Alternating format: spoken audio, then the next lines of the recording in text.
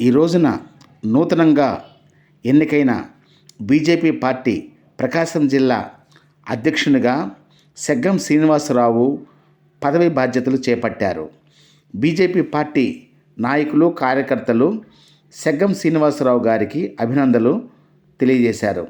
ఈ సందర్భంగా సెగ్గం శ్రీనివాసరావు మాట్లాడుతూ, భారతీయ జనతా పార్టీ నా మీద నమ్మకంతో ప్రకాశం జిల్లా ప్రెసిడెంట్గా ఎన్నుకున్నందుకు ధన్యవాదాలని తెలియజేశారు.